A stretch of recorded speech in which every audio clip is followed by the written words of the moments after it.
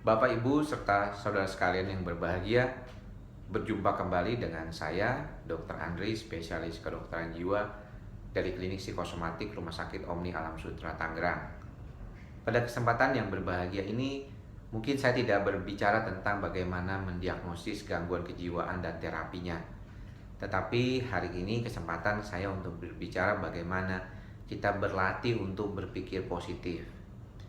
Banyak pasien yang sering menanyakan kepada saya, apakah kondisi yang berkaitan dengan gangguan jiwanya tersebut bisa sembuh hanya dengan menggunakan berpikir positif. Jadi pinginnya kalau bisa tidak pakai obat. Sebenarnya hal itu mungkin saja dilakukan, terutama untuk kasus-kasus misalnya gangguan kepribadian, gangguan kecemasan yang tidak terlalu parah, dan beberapa kondisi gangguan depresi. Kalau dengan konteks seperti berpikir positif dan kita melaksanakannya dengan baik, tentunya hal itu bukanlah tidak mungkin. Kenapa?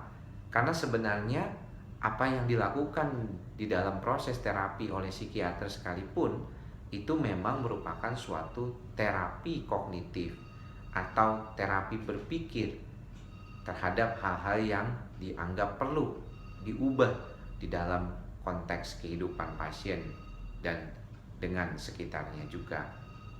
Artinya sebenarnya memang kita diharapkan untuk memahami sebenarnya apa yang ada di dalam diri kita ini. Kita dianggap untuk bisa memahami bagaimana kita menyadari kelebihan maupun kekurangan kita.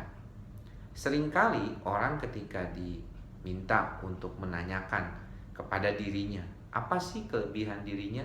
Orang itu biasanya akan lebih mudah mengatakan. Tetapi ketika ditanyakan kekurangannya, seringkali menjadi sulit. Apalagi untuk orang-orang yang memang mempunyai egoisme yang tinggi. Orang memang agak susah untuk mengatakan kekurangannya. Padahal ketika kita memahami kelebihan dan kekurangan kita, maka kita bisa menjadikan itu sebagai kekuatan untuk menjadi orang yang lebih baik, lebih maju ke depannya. Banyak orang yang tidak mampu melakukan upaya-upaya berkaitan dengan perubahan dari kognitif atau daya pikirnya sendiri untuk menjadi yang lebih baik karena dia tidak memahami bagaimana kelebihan maupun kekurangannya. Tidak heran di dalam prakteknya ketika kita psikoterapi pasien yang mengalami masalah-masalah terkait dengan perubahan kognitif ini, seringkali pasien sudah mulai enggan ketika dihadapkan pada kenyataan apakah yang terjadi di dalam dirinya sebenarnya adalah berkaitan dengan kondisi pasien sendiri. Biasanya kita berupaya untuk menyalahkan orang lain atau berpikir bahwa apa yang kita alami ini adalah bukan dari kita tetapi karena sebab orang lainnya. Di dalam ilmu kedokteran jiwa dan ilmu psikologi, hal itu dinamakan proyeksi atau menyalahkan orang lain sebagai bagian dari kondisi kesalahan kita sendiri. Dalam konteks bagaimana kita mengubah pikiran kita supaya menjadi lebih baik, diperlukan suatu niat yang kuat dan juga kesadaran untuk belajar dan terus belajar menjadi lebih baik. Seringkali ini sangat sulit dilakukan. Kenapa? Karena orang ini tidak lagi fokus hanya pada dirinya saja, tetapi terlalu banyak fokus pada lingkungan luarnya. Dia tidak ada waktu sendiri untuk menyelami sebenarnya diri dia ini seperti apa. Kondisi seperti ini kalau dibiarkan terus akan membuat orang ini sebenarnya jadi tidak mengenali dirinya.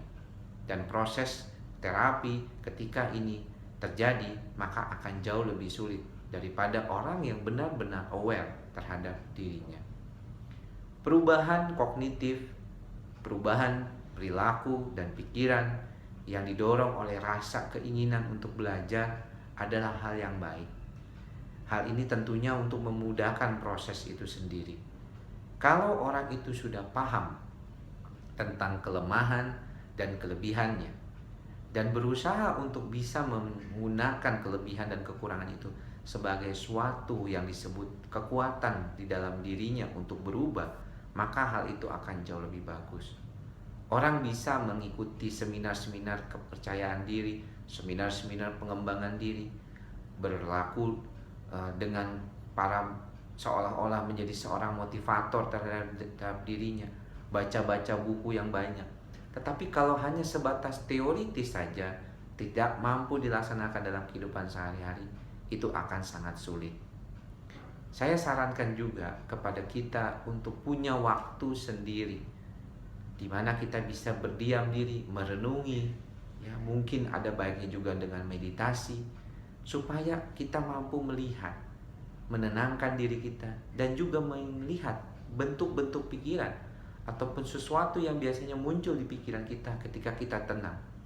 Kita akan bisa melihat ketika kita mulai memfokuskan pada pernapasan kita saja, contohnya pada saat kita meditasi, orang itu mulai berpikir yang macam-macam di kepalanya, mikir ini, mikir itu, dan itu kita perlu sadari sebagai bagian yang tidak terpisahkan dari pola pikir dan isi pikiran kita dalam kehidupan sehari-hari.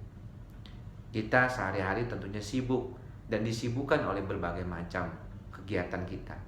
Ada baiknya kita menyisakan waktu sedikit untuk juga merefleksikan diri kita, kemudian mencoba menenangkan diri kita dan belajar untuk mengatasi gejala-gejala yang timbul akibat dari banyaknya pikiran-pikiran buruk yang ada di dalam kita.